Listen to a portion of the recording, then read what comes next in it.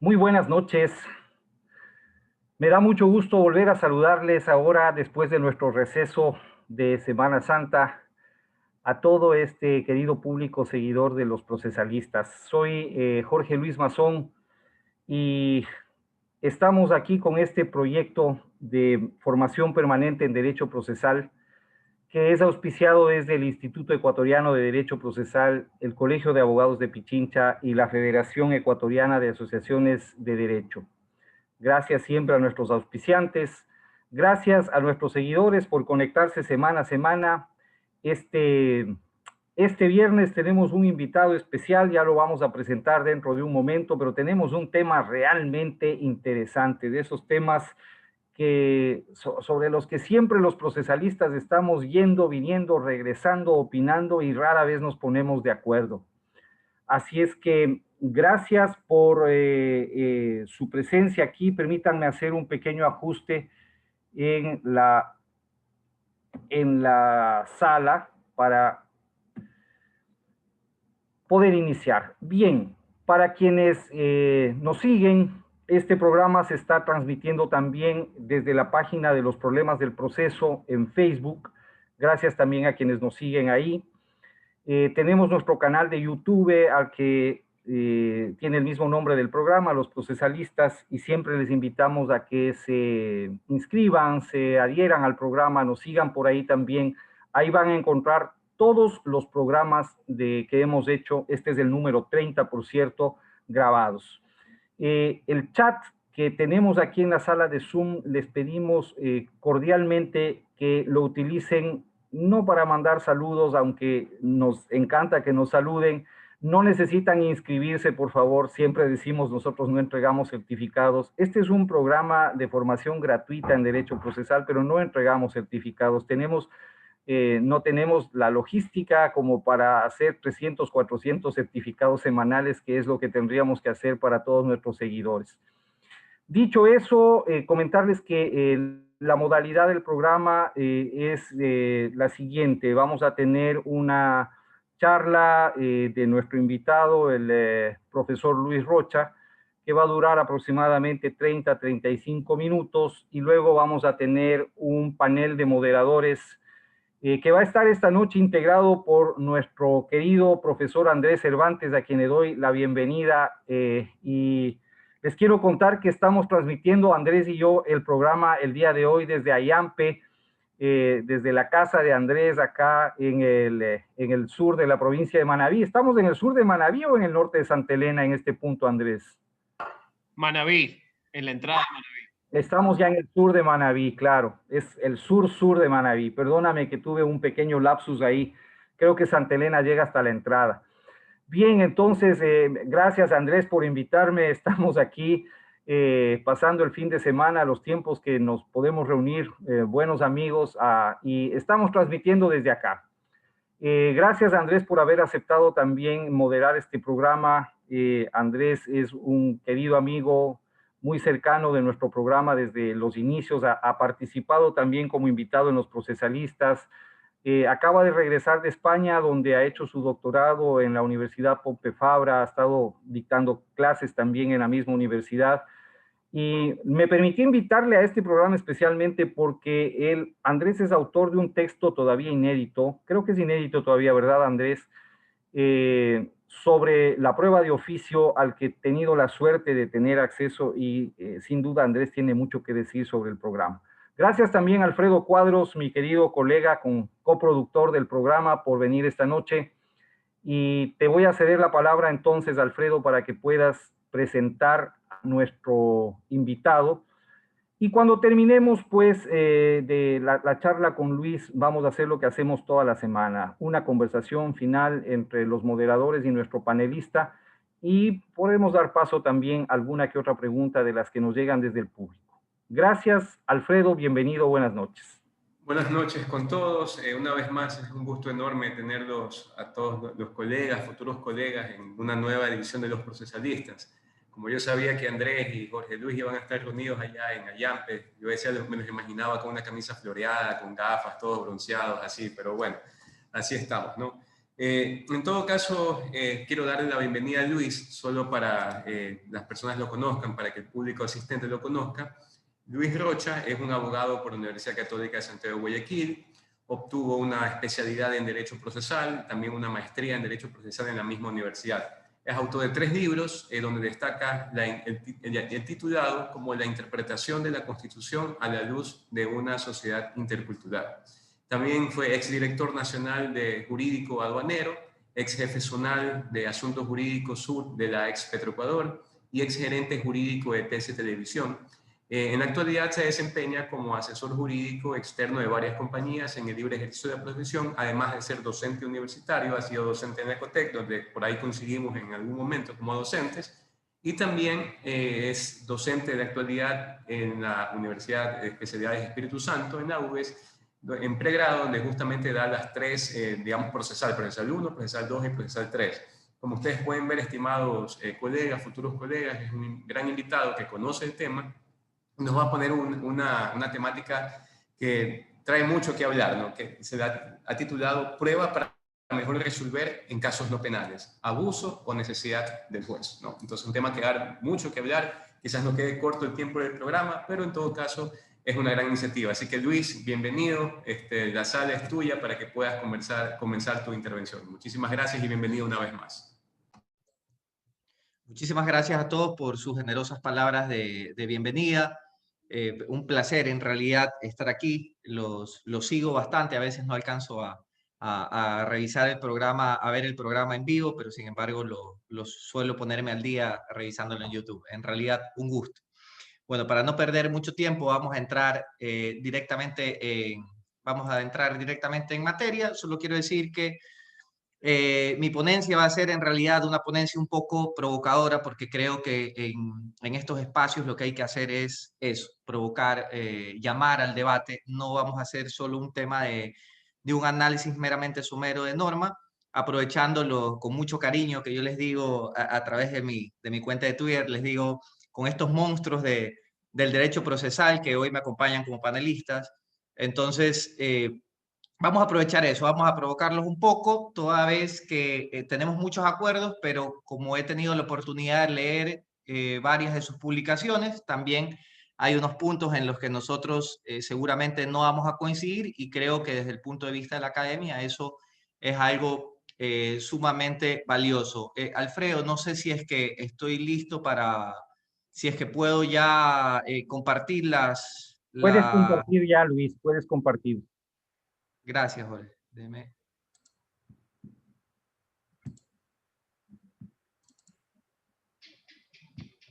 Ok. Perfecto. Ok, perfecto. Vamos entonces. Con la prueba para mejor resolver en casos no penales, se ha determinado como abuso o necesidad del juez. Todas las personas que hemos litigado sabemos que en realidad a veces la utilización de esta figura es bastante, por decirlo de alguna manera, discrecional, y no porque la norma le permita ser discrecional al jugador, sino porque se le utiliza de esa forma. Entonces, arranco haciendo una pregunta. Dice, ¿los jueces deben o no tener iniciativa probatoria atendiendo la finalidad del proceso? ¿Por qué lo he puesto atendiendo la finalidad del proceso? Porque lo que normalmente nos interesa es la verdad procesal, es decir, aquella que emana de los hechos que han sido acreditados del proceso como tal, pues no.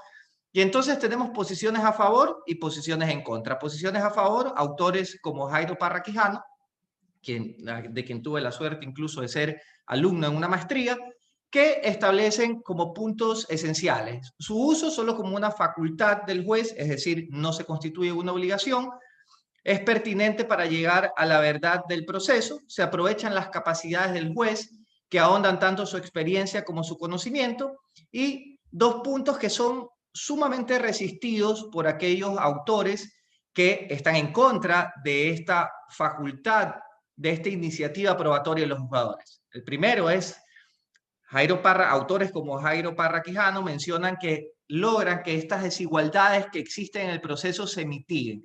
¿A qué se refiere con desigualdades? Se refiere a que el proceso no debería premiar a quien tenga un mejor abogado o al que tenga un mejor representante o al que tenga mayores medios, sino debería culminar con una resolución favorable, valga la redundancia, en favor de quien tenga la razón.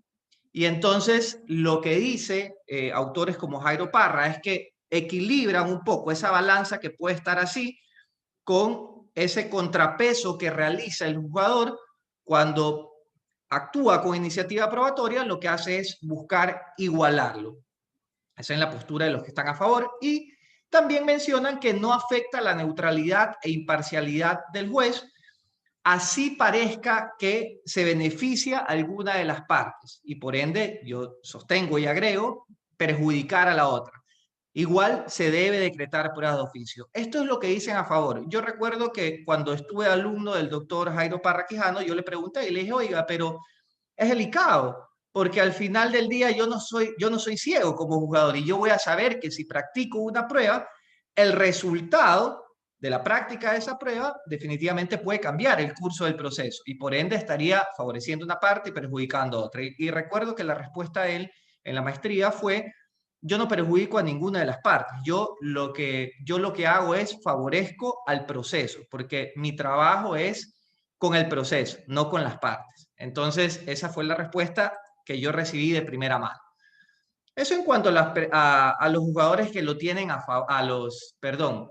la posición a favor. En contra, existen autores como Montero Aroca y Alvarado Belloso que realmente repudian esta actividad oficiosa, esta iniciativa probatoria que tienen los juzgadores, y ellos hablan de que siempre se refieren a que existiría una violación al debido proceso. ¿Por qué? Porque dicen, bueno, hay un garantismo formal. Usted cuando va al proceso, usted sabe cuáles son las reglas, usted sabe quién inicia el proceso, usted sabe quién tiene que justificar los hechos, quién puede presentar recursos, etc. Y cualquier elemento que irrumpa o que rompa o fisure esta estructura del procedimiento podría configurarse como una violación al debido proceso. Entonces, ellos sostienen que todo ciudadano debe ser juzgado imparcialmente por un juez y sin actitudes paternalistas de este con la parte. Si ustedes se fijan, esta es una posición totalmente contraria con la de Jairo Parra, que dice, yo busco equiparar. Aquí los que están en contra de esta iniciativa probatoria dicen, no, usted no tiene por qué equiparar. Ese no es su trabajo. Usted lo que tiene que hacer es resolver con lo que las partes le han dado. Y tanto así que Alvarado Belloso señala que el juez debe admitir como ciertos los hechos admitidos por las partes y conformarse con medios de confirmación que esto aporta. Es decir, yo trabajo con lo que me han aportado las partes. Es lo que dicen quienes están en contra. Y Montero Aroca, por su parte, nos dice que si el juzgador es un verdadero tercero en el proceso, es obvio que no puede hacer ni debe aceptarse bajo ningún pretexto lo que constituye esencial tarea propia de toda parte procesal. Esto es, introducir hechos en el proceso a través de su iniciativa. Y es una posición, en realidad, bastante respetable, que considero que no hay que desdeñarla o descartarla sin perjuicio de que la iniciativa probatoria, al menos, y como lo vamos a ver más adelante, está permitida en nuestra legislación, pero creo que no es desdeñable lo que nos menciona esta posición contraria.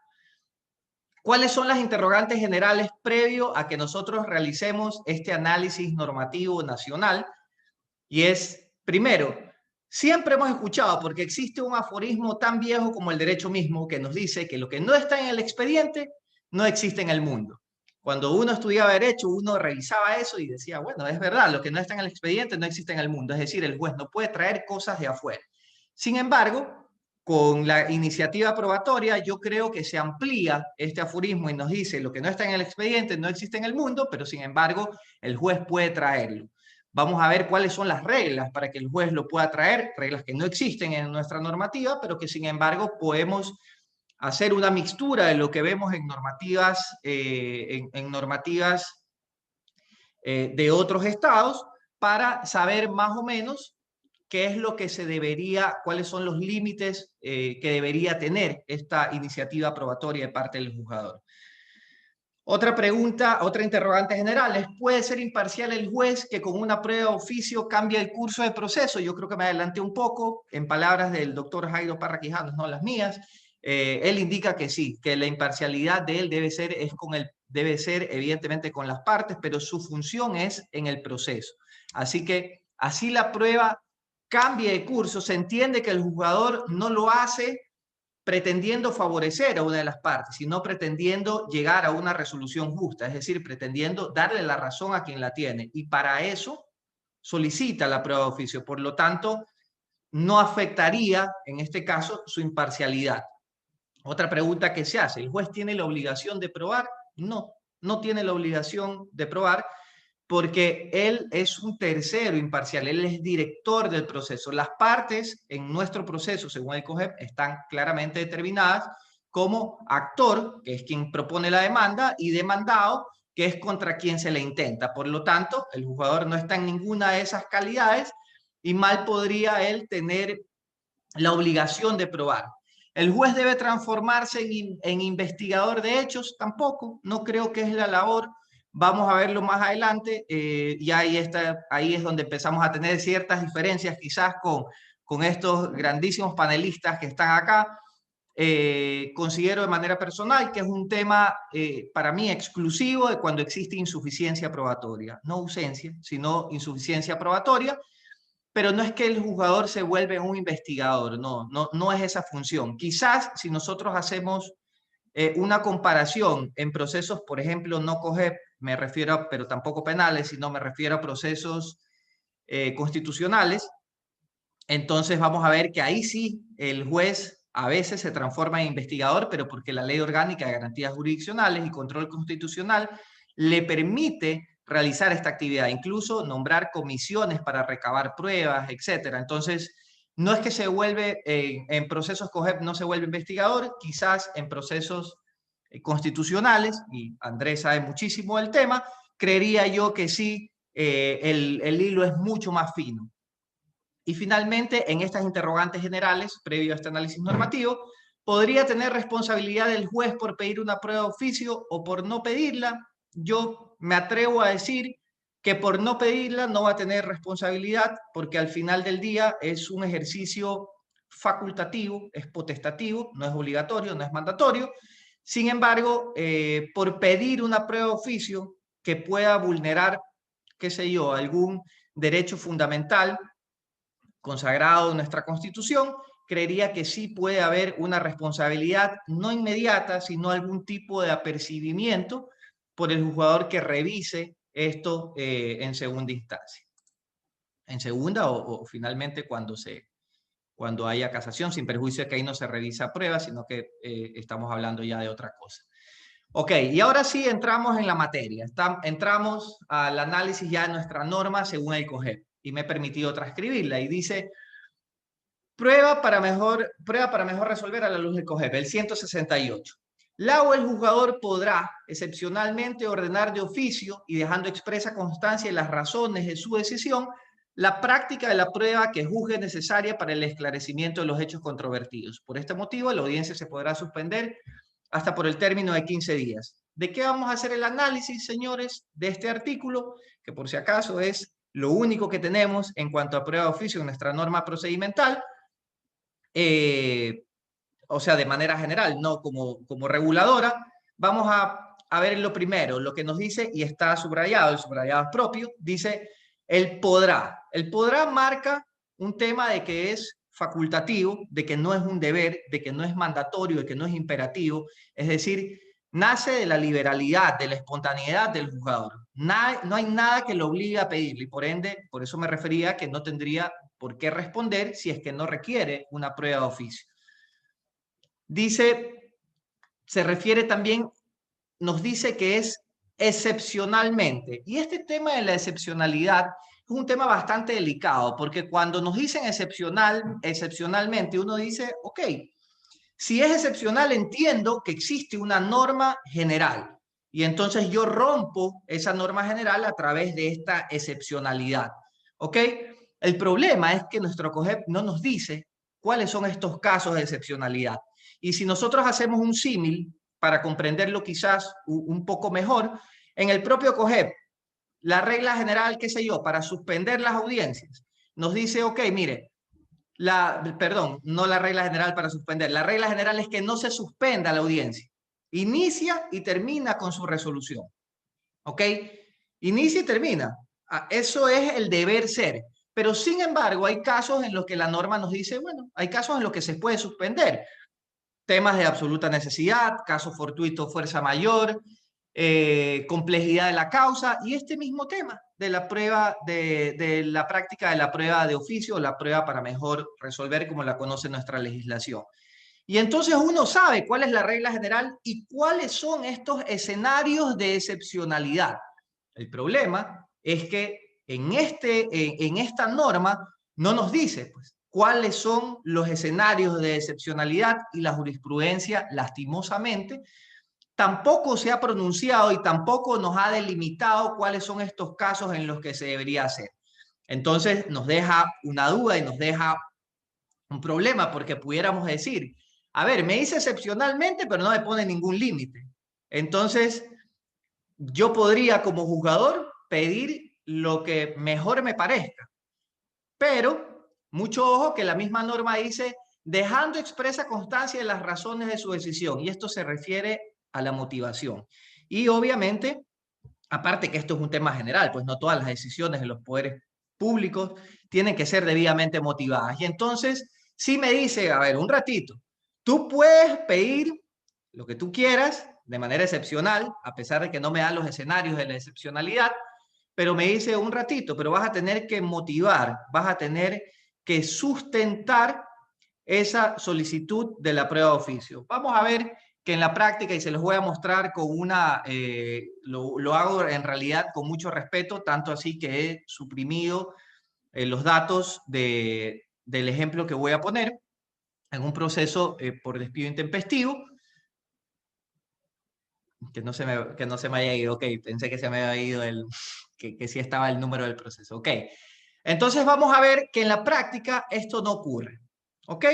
Y vemos en esta providencia, esta providencia está, digamos que están debidamente ordenadas. Les pongo en contexto. Proceso, yo defiendo en este caso al trabajador contra una empresa que lo ha despedido.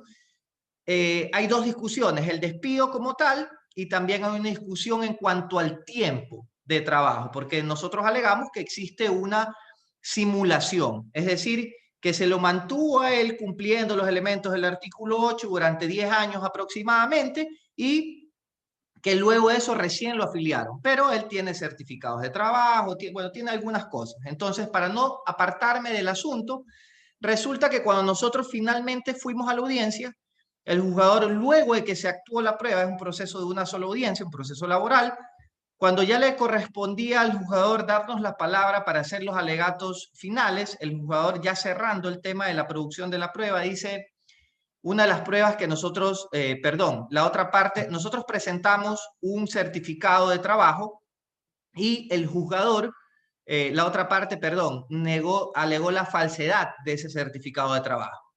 ¿Qué resulta? Todos los que litigamos sabemos que le correspondía, por carga de la prueba y por principio de autorresponsabilidad de prueba, le correspondía a la parte que alegó la falsedad del documento haber justificado esta falsedad. Pero la parte no lo hizo. No lo hizo. Entonces, ¿qué ocurrió? El juzgador dijo, ok, a mí sí me interesa saber si ese documento es un documento verdadero o es un documento falso. Desde mi punto, y dijo, voy a mandar a hacer la experticia grafológica como prueba para mejor resolver. No estoy de acuerdo, para nada estoy de acuerdo, porque prácticamente yo siento que le está haciendo la prueba a la otra parte. No nació de su liberalidad, no nació de su espontaneidad, la otra parte lo alegó y no lo probó, entonces tenía que haber soportado esa negligencia en cuanto a no a la insuficiencia probatoria, sino a la ausencia probatoria. Afirmó y no acreditó de ninguna manera a través de algún documento esa afirmación. Entonces la providencia es bastante simpática porque nos dice, la providencia nos dice, Esta es la providencia inmediata del acta resumen, donde no nos dice absolutamente nada. Entonces, yo esperaba que en la providencia se motive, porque era obligatorio motivarlo, esperaba que se motive y se indique, bueno, pues que se va a hacer esta prueba. Finalmente no puedo interponer un recurso al respecto, que es otro tema, pero salió esto, pues no. Vamos a la siguiente diapositiva, que vamos a ver que es otra providencia. Esta providencia se da porque no se realizaba la prueba para mejor resolver y evidentemente ante mi molestia yo insisto y me responden y me dicen, ok, certifique que nosotros hemos presentado el original del documento para que se haga la experticia, que ya se haya presentado, y el juzgador nos pone con adjuntar el certificado original de la renuncia. Ni siquiera era un certificado original de la renuncia, era simplemente el documento, un certificado de trabajo. Pero bueno, eso finalmente se corrigió. Entonces dice, emítase el oficio para que vaya a criminalística y bla, bla, bla. Y viene una tercera providencia, donde en esta providencia nos dice, que es la más simpática de todas, porque el juzgador nos dice, en la parte que interesa, pues no, dice, se emplaza al actor y o defensor técnico, es decir, a mí, que en base al principio dispositivo busquen en el oficio en cuestión si ha contestado a la brevedad del caso para proceder con la designación y ejecución posterior de la pericia dispuesta por este despacho. ¿Por qué he traído a colación este tema? Porque, a ver, yo no pedí esa prueba para que usted me diga a mí que por el principio dispositivo yo tengo que estar detrás del oficio o estar detrás de los peritos para que hagan la diligencia. Me toca hacerlo, porque quiero que finalmente el proceso se termine. Pero en realidad el juzgador me está endosando a mí una responsabilidad que no es propia en este caso. Y repito, yo lo digo con mucho respeto, pero esto, desde mi punto de vista, es un claro ejemplo del problema que tenemos por la falta de regulación de la prueba de oficio. Lo estoy justificando con providencias judiciales donde se hace, primero se le ha actuado la prueba a la otra parte, que no es la naturaleza de esta iniciativa probatoria del juzgador, y segundo, luego me dice, oiga, hágase cargo usted de la prueba que yo pedí. Yo no lo he pedido, señor, para que yo tenga la responsabilidad de que se dé. Y tercero, que hay un tema más interesante que nos dicen 15 días, y si no se da en 15 días, bueno, yo tengo 3 meses en este tema y eso lo vamos a ver más adelante. ¿Rompe el principio dispositivo la prueba para mejor resolver? La doctrina no es unánime al respecto. Yo sé aquí que Andrés tiene una posición bastante clara al respecto. Yo discrepo un poco de esta posición. La posición es, hay quienes distinguen que la afectación es al principio de aportación de prueba de parte y no al principio dispositivo. Creo que es lo que sostiene Andrés cuando él tenga la palabra, seguramente me lo va a comentar. Esto, lo que nos dice Andrés, desde mi punto de vista, es correcto si se hace un análisis exegético a la luz de lo que nos dice el Código Orgánico de la Función Judicial. Pero si atendemos de manera general lo que implica el principio dispositivo, yo me atrevo a decir que sí se rompe el principio dispositivo y advierto que no es el único caso en el que se rompe el principio dispositivo, por lo que no es que está mal que exista por excepción el rompimiento de este principio dispositivo. Lo que está mal es que no se nos determine en qué casos, cuando ya hay otros que sí se han señalado. Y seguimos con el tema del principio dispositivo. Es básicamente la disposición del proceso por las partes. Y hay una definición que a mí me interesa mucho, me pareció sumamente simpática, que dice, se define de libre disposición cuando las partes son las que disponen de su derecho a discutir libremente, el método de discusión, del cómo debe conducirse esa discusión. Luego las partes son las únicas que impulsan el proceso, fijan la litis, aportan las pruebas necesarias para confirmar o desmentir argumentos y finalizan el proceso por el medio que consideren más idóneo. Esto lo dice Gaitán Guerrero, Loli Ailú, en una publicación, en una revista colombiana, sumamente interesante el artículo.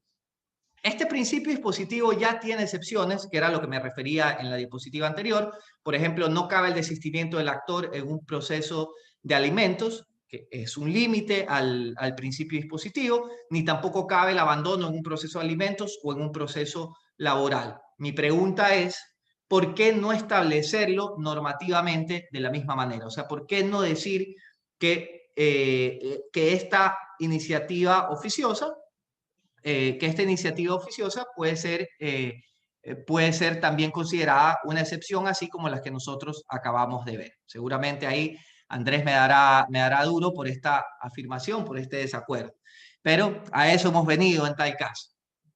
Ok, aquí hay una resolución, la voy a pasar, pero es una resolución bastante simpática, donde hay un pronunciamiento de la ex segunda sala de la Corte Nacional de Justicia, Sala Civil, Mercantil y Familia, donde básicamente nos dice, se vuelve a referir al tema del principio dispositivo y se refiere también al tema de la práctica, al tema también de que esta práctica de pruebas le corresponde exclusivamente a las partes. Yo no estoy de acuerdo en parte y en desacuerdo con otra parte, porque básicamente esta resolución le dice, entendería yo, que manifiesta que las pruebas para mejor resolver serían inconstitucionales, y yo creo que no son inconstitucionales, pero sí creo que producen un rompimiento del principio dispositivo y que deberían ser considerados una excepción de este principio. Ok, lo vamos a pasar por un tema de tiempo, prefiero no, para garantizar el debate en esta materia. ¿Cuál es el momento procesal oportuno para que el juez pueda pedir la prueba para mejor resolver? A ver, aquí en realidad, lastimosamente, no tenemos una respuesta clara. En particular, solo se menciona en el procedimiento ordinario, el artículo 293, numeral 7, en el literal B, algo se dice.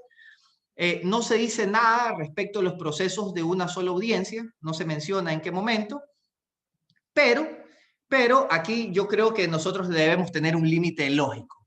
O sea, si el juez sabe que es de manera excepcional, evidentemente no voy a pedir la prueba antes de que esta prueba haya resistido el debate de admisibilidad y posteriormente haya sido producida. Porque solo en ese caso, y eso es algo, repito, me imagino que estaremos todos de acuerdo, es un tema lógico. Porque debe ser un tema lógico que el juez, cuando ya se haya actuado la prueba, recién en ese momento diga, ah, es verdad, a mí me falta, no he llegado a formar mi criterio o mi convicción respecto a este caso, porque de las pruebas que se han actuado en el proceso, no me queda claro. ¿Ok? Entonces, en ese momento solicito prueba, pero no antes, porque como yo me anticipo a la actividad que de manera esencial debe realizar las partes. O sea, no puedo decirlo antes, no puedo adivinar, es que no me va a quedar claro con lo que ellos me están diciendo. No puedo tener una bola de cristal y ver el futuro. Por eso yo menciono que me parece impresentable que se pueda pedir, o que a alguien se le ocurra que se pueda pedir antes de la etapa de producción de la prueba. ¿Se puede impugnar el auto interlocutorio de prueba para mejor resolver? Ni siquiera entró al debate si es un auto interlocutorio o no. Creo que es clarísimo que es un auto interlocutorio, pues se resuelve la admisión pues, de esta prueba. No cabe revocatoria ni reforma, porque estos recursos horizontales están específicamente dados para los autos de sustanciación, y este es un auto interlocutorio. No cabe apelación, porque nuestro COGEP prohíbe impugnar el auto interlocutorio que concede la prueba. Yo solo puedo impugnar si es que la prueba es negada. Y finalmente, no directamente, considero yo, pero sí de manera general en la apelación de la sentencia. ¿Ok? No puedo directamente impugnarlo, no puedo decirle al juez de manera directa, oiga, me opongo a su... No puedo, lastimosamente no tengo esa opción. ¿Se puede requerir prueba para mejor resolver en segunda instancia? Aquí entiendo que los tres panelistas, estos tres monstruos que me han invitado hoy, entiendo que los tres van a estar en desacuerdo con lo que voy a decir, pero yo considero que no se puede. Haciendo un análisis normativo, considero que no se puede. Entiendo que es criterio de los panelistas que sí se puede. Yo creo que no se puede. Y me permito aquí sí hacer una precisión en cuanto al texto de la norma. El artículo 258 del COGEP nos dice, regula la prueba en segunda instancia y nos dice en el segundo inciso, tanto en la fundamentación como en la contestación, Las partes anunciarán la prueba que se practicará en la audiencia de segunda instancia, exclusivamente si se trata de acreditar hechos nuevos. Yo he resaltado dos partes. La primera en la que nos dice que son las partes las que van a anunciar las pruebas, y las partes están definidas en nuestro Código Orgánico General de Proceso, repito, como actor y como demandado. El que intenta la demanda y contra quien se le intenta. Y me dice exclusivamente si se trata de acreditar hechos nuevos. Para mí sería impresentable que el juzgador en segundo nivel, él sea el que trate de llevar hechos nuevos, es decir, novedades al proceso. Sería, repito, no resistiría ningún análisis. Y segundo, también está en el tercer inciso, hay otra posibilidad donde nos dice, también podrá solicitarse en las correspondientes fundamentación o contestación la práctica de prueba que, versando sobre los mismos hechos, solo haya sido posible obtenerla con posterioridad a la sentencia. Y nuevamente resalto, en la correspondiente fundamentación o contestación. ¿Y quién hace la fundamentación o la contestación? La fundamentación la hace quien plantea el recurso, y la contestación, evidentemente, la otra parte. Quien va, en este caso, si es que no presentó ningún recurso, va a defender la sentencia. Entonces están claramente determinados quiénes son los que pueden solicitarla. Y finalmente dice también, solo la prueba que solo haya sido posible obtenerla con posterioridad a la sentencia. Y repito, desde mi punto de vista, al juzgador le quedaría imposible decir, oigan, yo obtuve esta prueba, yo obtuve después de la sentencia de primer nivel, que los jueces de sala digan, oigan, yo obtuve esta sentencia. Sería, nuevamente, desde mi punto de vista, impresentable. Creería yo que no se puede. Por eso es criterio del suscrito que no se puede. A ver, lo menciono haciendo, en este momento sí, un análisis de igual manera, exegético, un análisis de lo que tengo en la norma, con las reglas que juego, las del 258 del COGEP. Ahora, si ustedes me preguntan a mí si se debería poder, si se debe, creería yo que sí se debería, pero con el candado que tenemos en esta norma, creo que está vedada esa posibilidad. ¿Se puede requerir prueba para mejor resolver en casación? Yo creo que ahí sí vamos a estar absolutamente claros y de acuerdo todos que no se puede. La casación no es una tercera instancia. Esto es básicamente es un control de la sentencia. Yo lo que realizo básicamente es un control de legalidad. Y hay el artículo 270 del COGEP, es sumamente claro cuando nos dice que no procede el recurso de casación, cuando de manera evidente lo que se pretende es la revisión de pruebas. Por lo tanto, creería yo que es sumamente claro que no se puede requerir la prueba para mejor resolver en casación. Ya con esto voy terminando porque sé que he tratado de hacerlo lo más breve posible. Créeme que de este tema podemos hablar muchísimo, pero me interesa mucho el debate de los panelistas para que también todos nos podamos enriquecer, entre los que me incluyo. Yo aprovecho también muchísimo estas ponencias para aprender también de todos ustedes. Ok. ¿Existe el límite a la prueba para mejor resolver? Formalmente, repito, de las normas que hemos revisado, me atrevo a decir que no existe. De hecho, es quizás el mayor problema en este tema. La jurisprudencia, lastimosamente, tampoco lo ha establecido, es muy poco o casi nada lo que se ha establecido. La lógica nos señala que no se podría pedir, y aquí sí estamos de acuerdo, tanto con Alfredo, con Andrés como con Jorge, en que no se podrían pedir por un tema lógico, la declaración de partes, la declaración de un testigo nuevo, salvo que haya sido referido de alguna manera en el proceso. Es decir, que exista alguna referencia específica en el proceso. No es que yo puedo traer a alguien que no ha sido mencionado en el proceso y llevarlo como testigo. Juramento decisorio y juramento de deferido, evidentemente por la naturaleza de estas pruebas. Y tampoco puedo contradecir la prueba porque lastimosamente existe un cero debate de admisibilidad. Normalmente, para que una prueba sea producida, nosotros, que no somos los jueces, sino que somos las partes, nosotros tenemos que hacer que esa prueba resista un debate de admisibilidad. Cuando yo doy las clases, yo suelo decir que es como coger un cernidero. Entonces usted pone en ese cernidero y pasa sus pruebas ahí y tiene que aprobar esos filtros de conducencia, pertinencia y utilidad. ¿Qué pasa con la prueba para mejor resolver? Usted no la pasa por esa cerniera porque automáticamente si el juez la pide y es el juez el que tiene la cerniera, se entiende que no va a haber un debate de admisibilidad. No puedo contradecir lastimosamente esta prueba, al menos no en ese momento, sin perjuicio de que más adelante lo podría hacer, quizás cuando realice la impugnación o mi apelación ya en segundo de la sentencia en general, podría ya referirme en un apartado en particular a ese tema. ¿Deben existir límites a las pruebas de oficio? Yo creo que sí deben existir, es evidente que sí. Esto no implica poner una camisa de fuerza al juzgador, porque si le doy la atribución al juez, debo darle cierta libertad también para que se cumpla con la finalidad o con la naturaleza de esta iniciativa probatoria.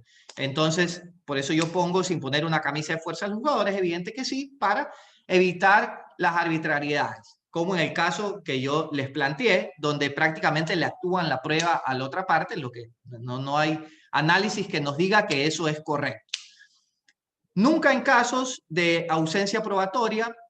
Yo sostengo, ¿por qué? Porque no debe sustituir a las partes, sino solo en casos de insuficiencia. A ver, usted tenía que probar un hecho y no presentó absolutamente nada, entonces el juez no puede decir, entonces que yo voy a probar lo que...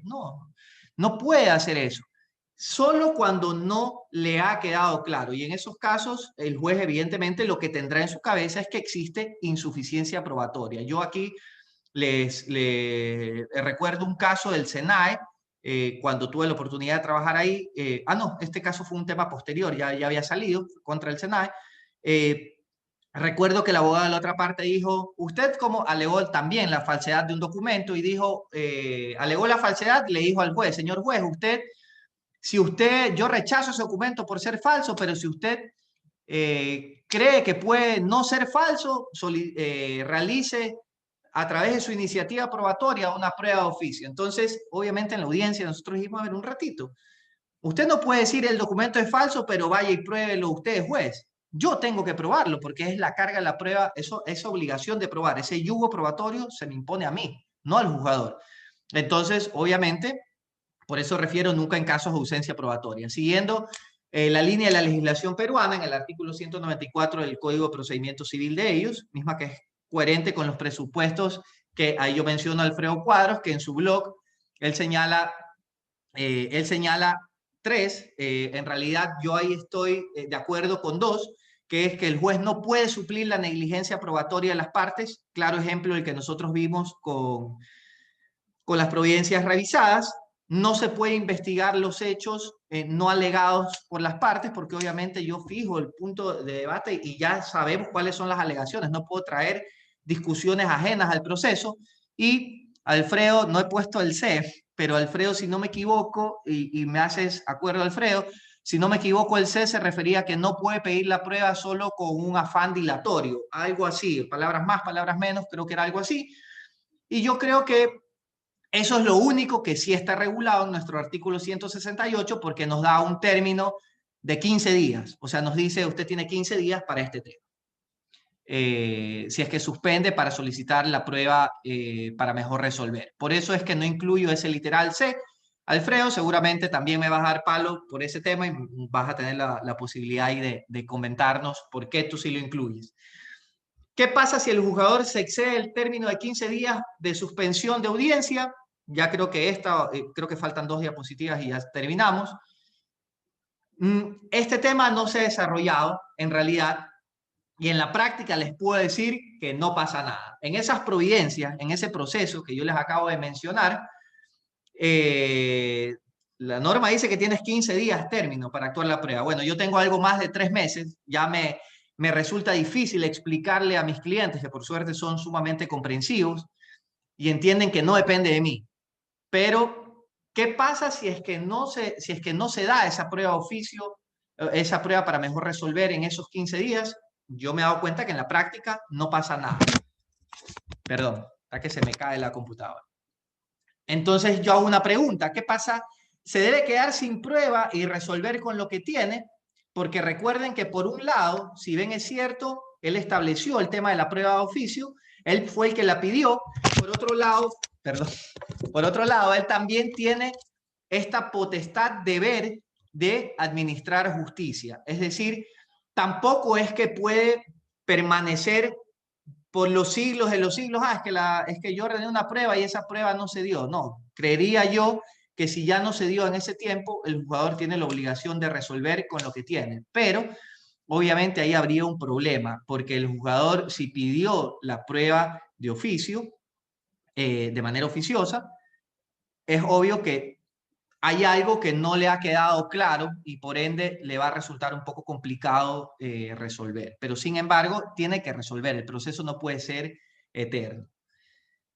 Es mi posición al respecto. Riñe la prueba de oficio con las reglas de la carga de prueba y el principio de autorresponsabilidad de las partes. Desde mi punto de vista, sí riñe, pero por eso la prueba, para mejor resolver, tiene un carácter excepcional. Es decir, esto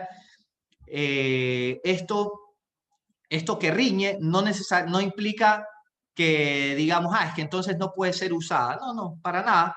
Ahí nosotros nos vamos a ir al artículo 169 del COGEP, que tiene como regla clarísima el que afirma prueba. Esa es la regla que tiene y nos establece unos casos de carga, de inversión de la carga de la prueba, que es reglada porque nos dice en qué caso se va a invertir.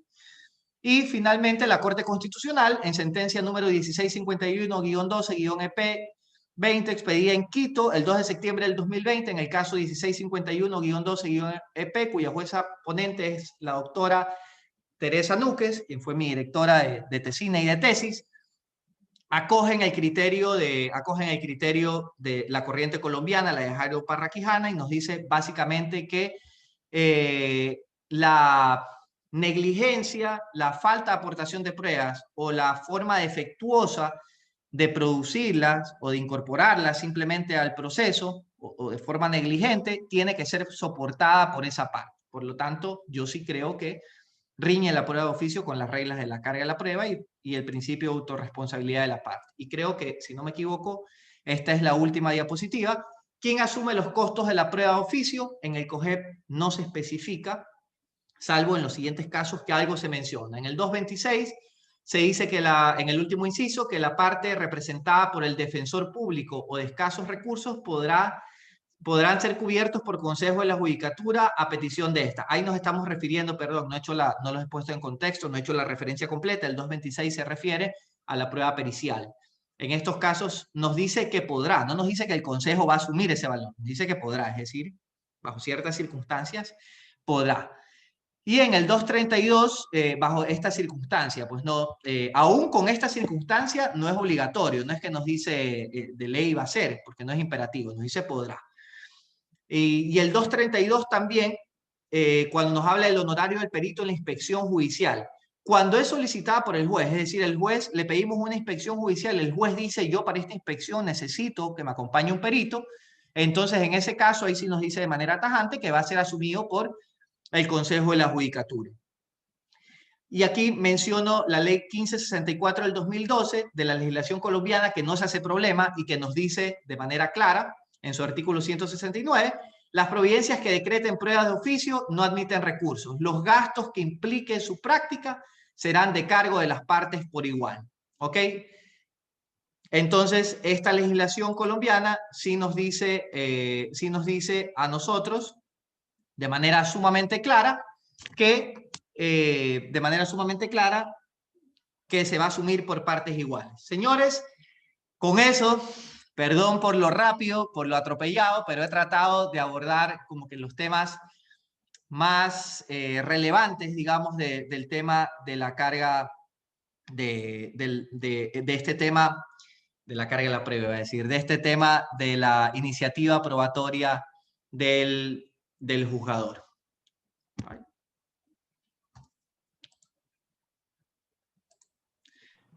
Perdón, entonces, no sé, ahí... Gracias, gracias Luis, extraordinaria conferencia, has hecho un resumen apretadísimo de tantas cosas y lo primero que tengo que comentar es que has topado casi todo lo que hay que topar sobre la prueba de oficio, desde luego. hay muchos temas en donde las discusiones están absolutamente abiertas, pero quiero agradecerte primero por ese esfuerzo de hacer en 30, 40 minutos un resumen tan bueno como el que has hecho y que sin duda nos va a dar pie para unos minutos más conversar sobre esto. Andrés Cervantes, te cedo la palabra para que inicies la discusión.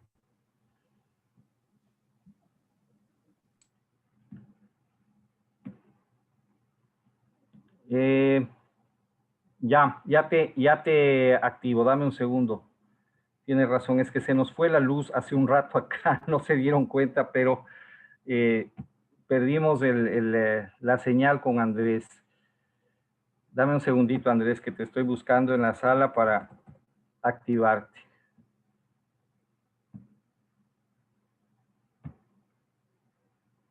Ya, ahora tienes los permisos. Muchas gracias, Jorge. Muchas felicitaciones, Luis, por esta muy didáctica, muy concisa exposición. Bueno, yo quisiera simplemente hacer una reflexión para toda la audiencia. Decir que, por supuesto, nuestro Código Orgánico General de Procesos se queda muy corto, como resalta la exposición de Luis. El Código colombiano, el Código peruano, uruguayo, argentino regulan de mucho mejor manera la prueba de oficio. Yo creo que como abogados también deberíamos hacer estos seminarios e impulsar quizás alguna especie de reforma, ¿no? Establecer claramente que no es apelable, aunque sea redundante, dejarlo por escrito, decir qué pruebas no se pueden ordenar nunca de oficio, establecer cuál es el momento procesal oportuno. Para poner el ejemplo y continuar con lo que decía Luis Rocha, si ustedes ven el procedimiento ordinario, me parece que es el artículo 249, establece más o menos los pasos que hay que seguir en la audiencia preliminar. Y es tan irrisorio porque cuando ya entras a la cuestión de la prueba, una de las primeras cuestiones que tiene que hacer el juez es decidir sobre la cuestión de la prueba de oficio, inclusive antes de que las partes anuncien sus medios probatorios e inclusive antes de llegar a acuerdos probatorios. Es decir, es totalmente ilógico la forma y el momento en el que se lo ha previsto, ¿no? Entonces, definitivamente hay muchas cosas que mejorar en nuestra ley procesal y hay cosas que tienen que quedar plasmadas por escrito, seguramente. Y luego otra reflexión, y con esto ya termino. Yo creo que sobre este tema hay mucha disputa puramente semántica, puramente verbal, ¿verdad? Si es una excepción al principio dispositivo, si es una excepción al principio de aportación de la prueba, yo creo que esto es una disputa puramente verbal. ¿Por qué? Porque el Código de Procedimiento Civil tuvo su primera codificación en el año 1953. ¿Ok?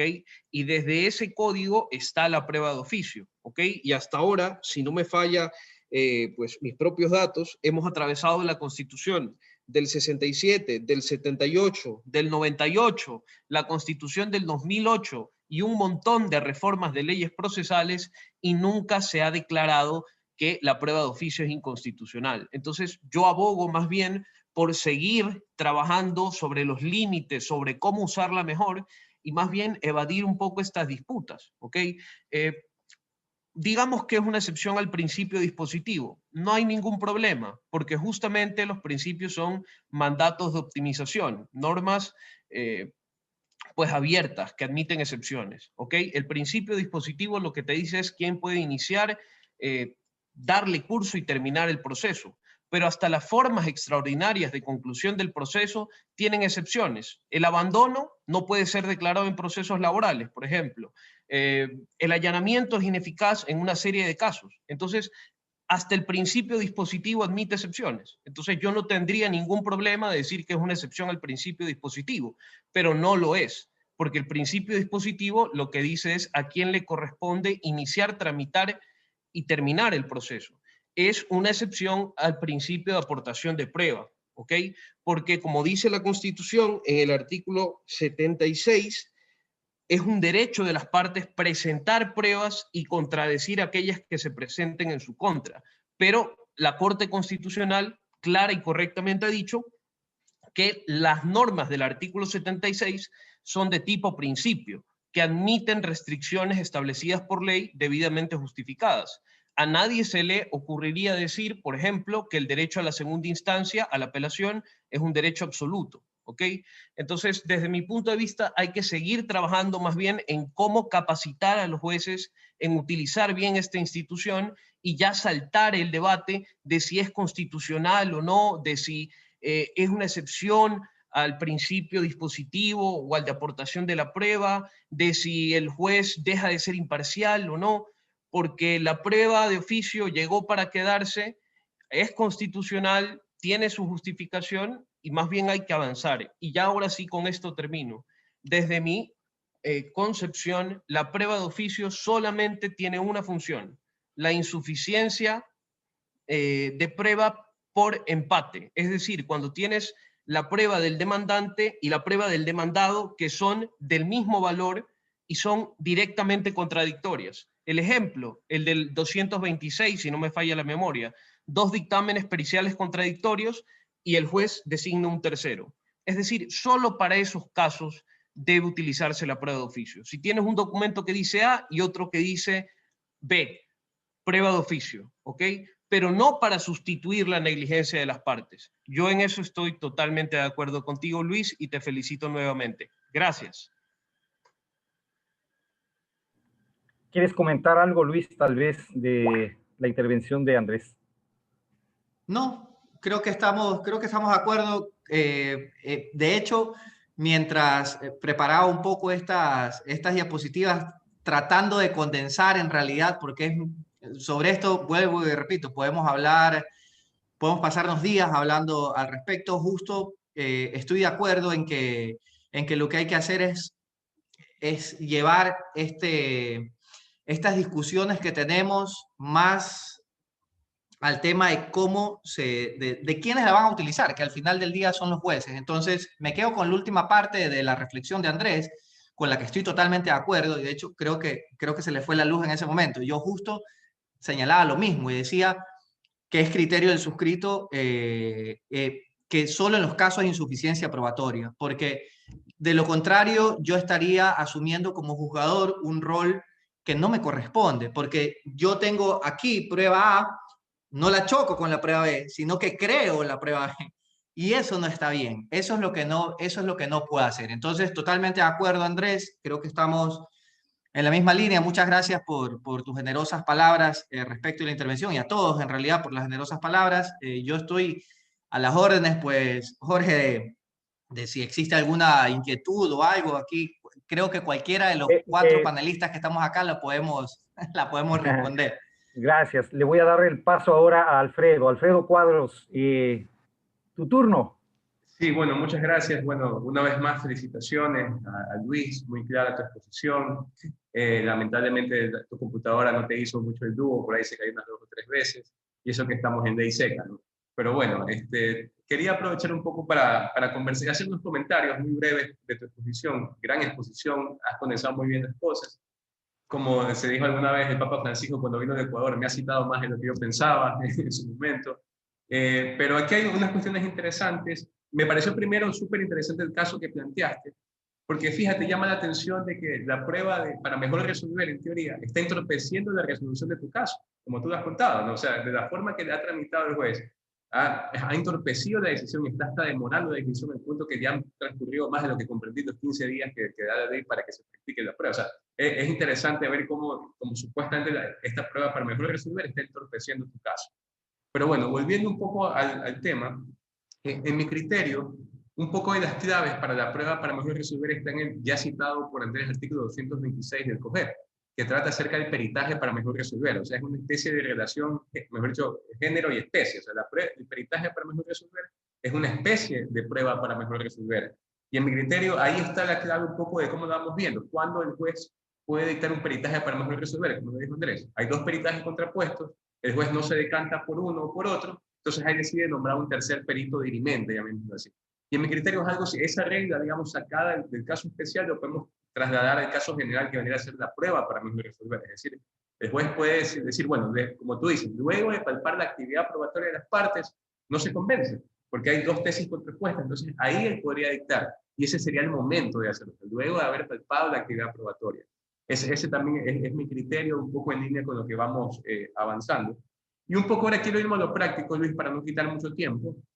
Ayer justamente, creo que el día que conversábamos, coordinando esta diligencia, hablábamos de experiencias que teníamos, porque yo también me muevo mucho en el área laboral, ¿no? Y hablábamos de que qué es lo que sucede cuando de repente el juez dice, bueno, ¿sabe qué? Nos pasa, ¿no? Y ha sucedido. Viene el juez en un juicio laboral y le dice al actor, señor, por favor, póngase de pie directamente, y le empieza a hacer el juez a hacer preguntas para averiguar cosas. Incluso, como yo decía, le hace preguntas sugestivas, hasta capciosas, le hace preguntas compuestas a la parte, y el abogado no, es difícil incluso impugnarle las preguntas del propio juez. Entonces, es complicado. O sea, yo me he dado cuenta que quizás, justo pensando antes de la conferencia del día de hoy, quizás fue el cambio de modalidad del escrito hacia el oral, ¿no? Porque antes, si bien existe con el CPC, perdón, existía también la prueba de oficio, como que el sistema escrito no te daba esa inmediación tan directa en una audiencia, ¿verdad? Quizás como todo se resuelve en audiencia, quizás los jueces en ese momento quieren aprovechar. Pero las preguntas que te quiero hacer, ¿te ha pasado que un juez le pregunta directamente a tu cliente o a la parte, sin estar en una declaración de parte, ¿no? Directamente decir, señor, por favor, póngase de pie, quiero preguntar unas cosas? ¿Te ha pasado? ¿Tú qué piensas de esas circunstancias? Quisiera saber tu criterio. Gracias, Alfredo. Sí, a ver, efectivamente me ha pasado. A ver, te comento en el mismo caso, lastimosamente en el mismo caso. ¿Qué pasó? El abogado de la otra parte era una persona que, muy buen abogado de hecho, pero en el tema del interrogatorio quizás, digamos que todavía no manejaba todavía un poco el tema de las destrezas para las preguntas. Entonces yo empecé a objetar mucho las preguntas, pero en realidad técnicamente las objeciones me eran concedidas. Pero el juez dijo esto, el juez dijo, a ver, yo entiendo lo que quiere preguntar, dijo, a ver, pero espérese, yo le hago la pregunta. Entonces él empezó a hacer preguntas, cosa que nuevamente, a ver, yo sé que yo puedo, a ver, yo sé que no está bien, pero ¿cómo me opongo? Sí, o sea, ¿quién me califica la oposición? Es el mismo juez. Entonces me queda muy difícil. Yo me acuerdo que estaba sentado con mi asistente, que por cierto tiene mucha parte del mérito de esta presentación, porque con ella estamos pensando en publicar un texto y ella está haciendo el trabajo duro de campo, de revisar resoluciones, un trabajo sumamente fuerte, más que el mío, en realidad, muchísimo más que el mío. Está preparando su tesis, Dana Naranjo. Entonces ella estaba conmigo al lado y me dice, y Dana me dice, como es su tema de tesis, me dice, oiga, pero el juez no puede hacer eso. Y yo le digo, sí, no puede hacer, pero ¿ante quién me quejo? O sea, ¿ante quién me opongo? Porque son dos cosas diferentes y esto tú lo sabes, Alfredo. O sea, una cosa es que haga las preguntas, la otra parte, y que luego de que nosotros hayamos hecho el interrogatorio y el contrainterrogatorio, luego de eso, él pueda preguntarle a las partes, es perfecto, está bien, porque no es un invitado de piedra el juzgador. El juez puede preguntarle, está dentro de sus atribuciones. Es más, ya salieron y los puede volver a llamar y volverles a preguntar, eso nos lo dice la norma. El problema está en que el momento en el que él lo hace, él le está actuando la prueba a la otra parte, y eso sí es un problema, porque volvemos a la misma reflexión. Por un lado, cosa que no puedo hacer, y me pareció descabellado, pero sin embargo no puedo, ante quién me quejo prácticamente sería el tema, lo primero, y de ahí, bueno, no, lo primero es eso, que no lo puedo hacer, y lo segundo es, tampoco tengo la posibilidad de decir, oiga, señor juez, voy a tachar pues su pregunta, la pregunta que de hecho usted no debía estarle haciendo, pero se la voy a impugnar por capciosa. Y el juez me va a decir, no, pues si soy yo el que califica, ¿a cuenta de qué? Entonces un poco el tema, el jugador también debe tener claro su rol, y su rol definitivamente no puede ser entorpecer, porque estamos nosotros en la etapa de producción de la prueba. Todavía, cuando algo falte, luego de que él haya hecho el análisis, él podrá, si quiere, volver a llamar a los testigos, preguntarles, solicitar prueba de oficio, como bien lo decía Andrés, y como también lo dije en mi exposición, y lo hemos ratificado. Luego de que ha habido este choque, y a mí me quedan las dudas para formar mi convicción, es totalmente permitido, pero no antes. Eso es lo que molesta, lo que se da y lo que nosotros como abogados en realidad resistimos. O sea, decimos, Chuso, esto es algo que no se puede hacer. Y es un poco lo que nosotros deberíamos como procesalistas exigirle a los juzgadores. Claro, y si me permiten una palabra más, aquí entraría algo que yo llamo lo que callamos los abogados, ¿no? Porque en ese tipo de cosas uno puede decir, bueno, me voy a pelear con el juez. Y todos los litigantes sabemos que de acuerdo al clima de la audiencia, una de las peores cosas que puede hacer, sobre todo si es un punto que no es tan vital, es te peleas o no te peleas con el juez, porque o sea, esa es una de las cosas más duras que uno le puede pasar. Solamente estando en la audiencia, viendo el clima de la audiencia, uno debe tomar decisiones al andar, ¿no? Entonces, por eso es que John Grisham en sus libros siempre explica la dificultad del litigante, el estrés que tiene, las decisiones que tiene que tomar.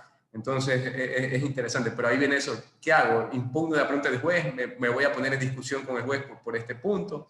Entonces, y sobre todo si es un punto vital, un punto que uno dice, chus, o sea, esto realmente puede cambiar el curso del proceso, ¿no? Estamos de acuerdo, Luis. No sé si Jorge o Andrés quisieran hacer una última reflexión. Yo quisiera simplemente, para polemizar, tomar un momento la palabra. Luis hace un momento dijo que en segunda instancia no había lugar a la prueba de oficio. Yo creería que sí es posible, pero de nuevo, solamente porque hay que leer el código con detenimiento, solamente en casos de ausencia por empate, ¿ok? Es cierto que la prueba nueva solo se puede referir a hechos nuevos posteriores a la sentencia de primera instancia o bien a hechos que fueron conocidos pero la prueba no pudo obtenerse, ¿ok? Supongamos que fuere el primer caso, ¿no? Hechos nuevos, ¿ok? Que fueron alegados por el que apela y por principio de contradicción, la otra parte también tiene derecho a contradecir e inclusive a presentar también prueba. Pero en este escenario también se pudiera producir la situación de que hay dos pruebas que son también contradictorias, pruebas que fueron producidas en nueva instancia sobre hechos nuevos, pero que son contradictorias entre sí. Entonces, este sería un caso también excepcional en el que el tribunal de segunda instancia podría ordenar prueba de oficio sobre hechos nuevos, ¿ok? Y veo que hay una pregunta ahí en el chat que me parece interesante sobre si el principio de aportación de la prueba y el principio dispositivo tienen la misma jerarquía. Bueno, si uno sigue la literalidad de la Constitución, en el artículo 11 se dice todos los principios y derechos tienen la misma jerarquía. Pero vemos que en la práctica los derechos y los principios son siempre objeto de ponderación por parte de la Corte Constitucional, principalmente, ¿no? Entonces, diría, tienen jerarquía móvil y por tanto algunos principios pueden ser limitados por la ley. Y bueno, esto para problematizar un poco con Luis. Gracias. Ok. ¿Querías decir algo, responder tal vez, Luis? Si no... Sí, así sumamente breve. Sí, es claro. Que está bien. Yo sabía que esto venía. Está muy bien. Yo entiendo, Andrés, y lo que tú dices, para mí, formalmente es cierto. O sea, perdón, de manera general podríamos decir, es cierto, porque esto se puede dar, porque en segunda instancia, en el momento en el que yo puedo presentar prueba nueva, definitivamente se puede generar este choque.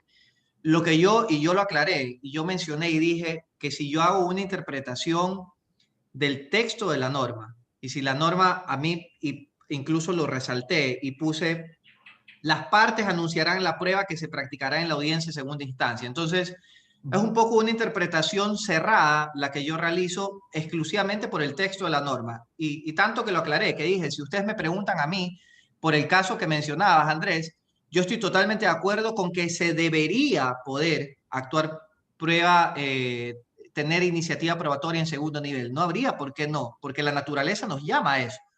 Pero con el texto normativo que lo cierra, desde mi punto de vista, repito, podemos no estar de acuerdo, de hecho de eso se trata, desde mi punto de vista lo cierra exclusivamente al tema de las partes. Y si yo hago una trazabilidad y digo, a ver, si me dice solo las partes y entonces defino cuáles son las partes y digo, las partes son actor y demandado, entonces obviamente voy a decir formalmente, porque me lo cierra la norma, no podría. No porque no se debería, de hecho todo lo contrario, creo que se debería, pero formalmente creería yo que no se puede en ninguno de los dos presupuestos. Pero de ahí estoy de acuerdo, Andrés, con el deber ser totalmente. Creo que estamos en la misma línea, de hecho. Solo este es un análisis que lo hago resistir en cuanto al texto normativo. Vale, déjame entrar en la pelea un rato. Gracias primero, Luis. Insisto, me encanta que hayas planteado el tema que has planteado, porque yo sabía que iba a motivar una discusión muy rica, muy rica. Este es un tema complejo, hay que empezar reconociéndolo. Hay posiciones en la doctrina muy encontradas, ¿no? Hay legislación nacional e internacional muy variada al respecto, ¿no? He estado revisando también esta semana, oye, para este programa, ese gran ensayo que ha hecho Loli Gaitanes, ¿no? El que lo mencionaste. Qué buen ensayo, lo recomiendo. Ojalá luego podamos hacer una referencia bibliográfica un poco más, expresa. Si tienes por ahí a mano el nombre del ensayo para dejarle aquí a la audiencia, porque como se lo consigue en internet, yo lo encontré buscando en internet, es un material que se puede recomendar, porque de los que estuve leyendo y los que he leído sobre el tema, realmente vale la pena leer eso. Ahora, bueno, este es un tema, digo, complejo, pero creo que hemos dicho algunas cosas interesantes, y creo que es hora de que ya en el país, concuerdo con el Andrés, que tenemos que empezar a superar algunos debates, y creo que hay algunos temas que sin embargo merecen ser profundizados, y sobre los cuales hay que empezar seguramente ya a tomar decisiones, a reformar el propio código para ser un poco más precisos. Creo que la finalidad de la prueba para mejor resolver tiene que estar mejor especificada en la ley, porque mira que los jueces no la tienen clara. Y quiero comentarte algo. Conversaba hace algún tiempo con un colega juez, ¿no? Y le pedía su opinión sobre la prueba de oficio. Y le decía, ¿cuándo la aplicas? ¿En qué casos aplicas prueba de oficio? ¿Y sabes qué criterio tenía? Y sé que todos vamos a estar en desacuerdo con ese criterio, pero es bueno comentarlo para ir mirando la variedad de posiciones e incluso de confusiones a veces que podríamos encontrar respecto del tema. Me dice, yo utilizo la prueba de oficio para equilibrar las desigualdades en la defensa técnica. Me quedé, digo, a ver, explícame cómo es eso. Dice, sí, vos que das tantos cursos para abogados, y yo que me topo tantas veces con tantos abogados en las audiencias, sabes que en el Ecuador los abogados en general tienen un nivel bien malo, ¿no? Independientemente de que coincido o no con ese criterio, que en general coincido, me dice, oye, entonces yo estoy ahí para administrar justicia, y el principio básico de la justicia, que es darle a cada uno lo que le corresponde, hace que yo a veces, viendo y dándome cuenta que hay casos en donde una parte procesal tiene el derecho, tiene la verdad, tiene la razón, lo único que le falta es el abogado, no tiene abogado, ¿no? Y el abogado es tan malo, pero tan malo, que yo utilizo el recurso de la prueba de oficio para equilibrar esas deficiencias en la defensa técnica en pro de una justicia de mejor calidad, de una justicia más justa, me acuerdo que me decía, ¿no? Entonces, claro, yo creo que esas cosas es bueno que las mencionemos, que las cuestionemos inclusive aquí, porque creo que eso, y voy a coincidir con ustedes, como digo, rebasa ya todo límite en esta discusión tan rica. Por otro lado, creo que han expuesto bastantes cosas interesantes respecto del momento para dictarla, ¿no? El Andrés ha hecho, y tú has leído el ensayo de Andrés por lo que me di cuenta de tu exposición, ha hecho una reflexión interesante que yo no la había hecho antes y que le encontré ahí leyendo a Andrés. Y era respecto de cómo está definido en el mismo COGEB, en el 294, creo que en el literal B, ¿no? Que el 294, numeral 7, literal B, perdón, ese artículo tiene más o menos el orden de la audiencia preliminar, lo que nunca ha estado claro, y creo que Andrés lo menciona en el ensayo, es si todos esos literales de los que habla el 294.7 señalan una cierta cronología, un orden en el que deberían ocurrir las cosas que pueden ocurrir en ese momento de la audiencia, que es básicamente el momento del debate probatorio, ¿no? Yo creería que no. Yo creería que no, te plantean una serie de opciones, de cosas que se puede hacer.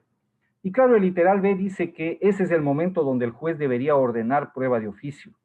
Y voy a coincidir con ustedes en que es muy difícil que el juez, antes de que se practique la prueba, ya vaya a ordenar prueba de oficio, ¿no? Entonces, tal vez una de las conclusiones y uno de los acuerdos a los que podríamos llegar, corrígeme o corríjanme, colegas, si estoy equivocado, esta noche, es esa, de que ya deberíamos ponernos de acuerdo de cuál es el momento procesal oportuno para que un juez que vaya a echar mano de esta herramienta. A mí todavía me quedan dudas de la constitucionalidad, no sé si Andrés, si hay que rebasar totalmente ese debate. Y el problema es que depende del criterio que tengas y de la concepción que tengas sobre el principio dispositivo. El 168, numeral 6 de la Constitución, claramente dice, espérate que lo tenía por aquí en mi computadora hace un rato para no olvidarme, ¿no? El 168.6 de la Constitución dice que la sustanciación de los procesos en todas las materias, instancias, etapas y diligencias, la sustanciación de los procesos, se llevará a cabo mediante el sistema oral de acuerdo con los principios de concentración, contradicción y dispositivo. Está claramente establecido en la Constitución, ¿no? Y claro, en la concepción de Andrés, por ejemplo, no es de la esencia del principio dispositivo la aportación de parte. Él se refiere a otro principio procesal, de la aportación de la prueba, que no es muy conocido. Además, pero hay criterios divergentes también en eso, ¿no? Eso como una puntualización al paso nomás. Y un otro tema que creo que es muy interesante, he planteado tres realmente y estoy resumiendo lo que yo saco de este riquísimo debate de esta noche. Un tema importantísimo es resolver cuál es la finalidad mismo de la prueba de oficio. Un segundo, cuál es el momento procesal para dictar. Y un tercero que a mí me parece muy interesante también, ya que ustedes se han referido, es cuáles son los medios de prueba aceptables. Hay por ahí en el chat inclusive, Huguito Guzmán, que es un cliente frecuente de los procesalistas y que le veo por ahí. Hola Huguito, ¿cómo estás? Siempre le veo los viernes acá. Ha planteado un tema interesante, ¿no? Por ahí vi que estaba diciendo, bueno, ¿cuáles serían en criterio tuyo, Luis, las pruebas que puede decretar el juez de oficio, ¿no? Les he escuchado decir a ustedes que la declaración de parte jamás, que la prueba de testigos con muchísimas limitaciones, que el juramento deferido o el juramento decisorio nunca. Hay otra pregunta en el chat, Luis, te anticipo. Un colega nos cuenta que en Quito los jueces laborales tienen la costumbre de ordenar de oficio el juramento deferido del trabajador, ¿no? Entonces, eso, perdonen si es que abusé un poco de la palabra, pero quería un poco sintetizar y estar en acuerdo en casi todo, ¿no? Luis. Ok, a ver, vamos en orden. La primera pregunta que me dice es ¿qué pruebas, solo para recapitularlo, qué pruebas son las que podría actuar el juez de oficio? Creo que establecimos cuáles no, y creo que todas las demás podría hacerlo, porque nuestra norma no tiene ningún cierre.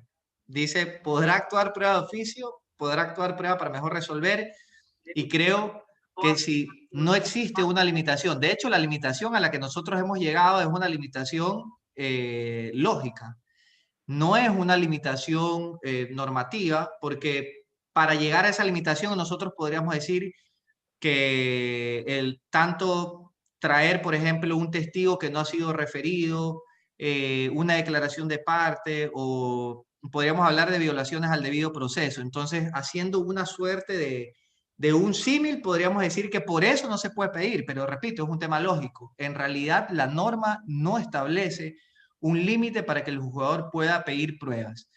Por lógica, no se pudiera. Y eso me lleva a la segunda pregunta, que me indica, y la verdad que eso en Guayaquil al menos no pasa. Creo que por suerte, porque me parece locos, en realidad no, o sea, bueno, sí litio más o menos en Quito, pero no con la misma frecuencia que en Guayaquil, no me ha pasado, pero me parece que incluso no resiste un tema de lógica que yo llame a una persona a decirle, oiga, venga usted a... Ven, a ver, vamos a atender la naturaleza jurídica primero del juramento deferido. El juramento deferido, me dijo, ¿verdad? Sí, deferido. La naturaleza del juramento deferido es probar dos hechos. El tiempo de servicio y la última remuneración. Y esta prueba es considerada una prueba subsidiaria, es decir, solo sirve cuando yo no he podido demostrar en ningún otro caso, no he podido demostrar de ninguna otra forma estos dos aspectos.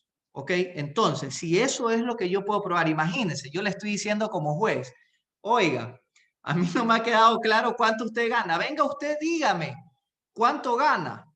Y venga, dígame usted cuánto tiempo ha trabajado para yo resolver con base en lo que yo mismo traje. Me parece totalmente absurdo. O sea, creo que raya un poco en falta de lógica, inclusive, hacerlo así, porque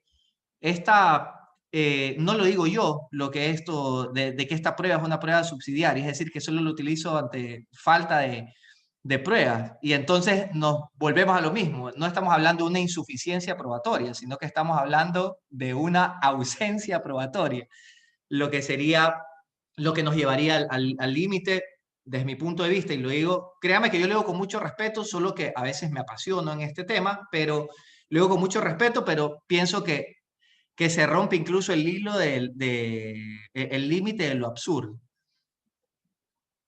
Esa es mi opinión. Gracias, Luis. Bueno, quiero agradecerte mucho. Has provocado, y eso es lo que buscamos en los procesalistas, una muy rica discusión. Estoy seguro que esto va a ser el inicio para poder seguir compartiendo temas académicos.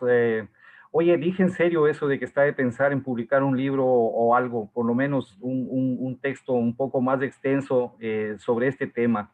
Es un tema que siempre desde hace mucho rato llama la atención de muchos abogados, ¿no?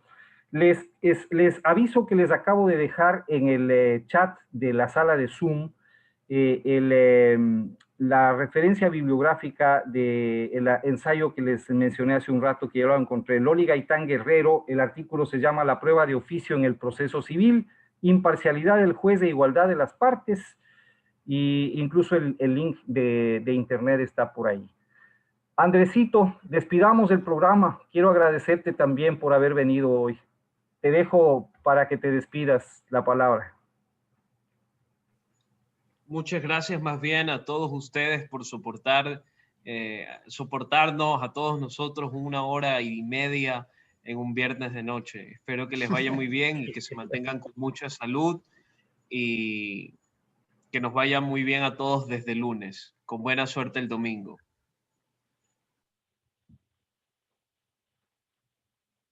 Mi querido Alfredo. Sí, bueno, solamente decirles a los colegas, a las personas que están en la sala y a mis panelistas que espero en verdad que se encuentren por salud. No sé si es casualidad o no, pero ahora último me he enterado de muchos casos de personas cada vez más conocidas, de colegas. Comentaba hace un momento que me encontré con una asistente saliendo de una audiencia que ahora es abogada. Me decía que la contraparte había fallecido por COVID, que un testigo de ellos había fallecido por COVID, así que son tiempos duros y espero, por favor, que colegas les pido que se cuiden, espero que tengan salud y les deseo suerte y bendiciones para de aquí en adelante. Muchas gracias por asistir y una vez más gracias, Luis. Interesantísima tu charla. Me has dejado mucho en qué pensar. Profesor Rocha, le cedo la palabra para que se despida de su público. Muchísimas gracias a todos, en realidad, como lo puse en el chat, en realidad por soportarnos en este horario de viernes, donde, bueno, también son viernes atípicos, pues no, pero en serio, muchísimas gracias, me encanta este tipo de debates, estoy totalmente de acuerdo con que hay que publicar al respecto, espero que se pueda hacer y espero que tomemos nosotros también la batuta de aportar, no solo con este tipo de conversatorios que tenemos, donde en realidad todos aprendemos, y aprendo nos obliga el hecho de presentarse y dar una conferencia, por muy breve que sea, nos obliga a empaparnos en un tema determinado. Entonces, eso, agradecerles nada más el tiempo, la oportunidad, y espero volver a estar pronto con ustedes. Me encanta la temática del programa y En este todo, así espacio que o en otro nos vamos a empezar a ver, Luis. Gracias, un gusto conocerte. También no había tenido el placer de conocerte y me he quedado muy contento de eso. Agradecerle mucho a nuestro público en la sala de Zoom, en la red social Facebook. Gracias al Instituto Ecuatoriano de Derecho Procesal y al Colegio de Abogados de Pichincha, que siguen apoyando este esfuerzo de llevar una capacitación, una formación permanente, gratuita, además, para todos los abogados, los estudiantes de Derecho que quieran profundizar sus conocimientos de Derecho Procesal. Gracias, Andrés, gracias, Alfredo, a mis colegas también que hacen el staff de los procesalistas, aunque ahora no han venido, Milton Velázquez, Nadia Villón, Bolívar Vergara. Gracias por estar aquí. Miguel Ángel Angulo también, me estoy olvidando. Hasta la próxima, un abrazo y nos vemos. Gracias, Luis.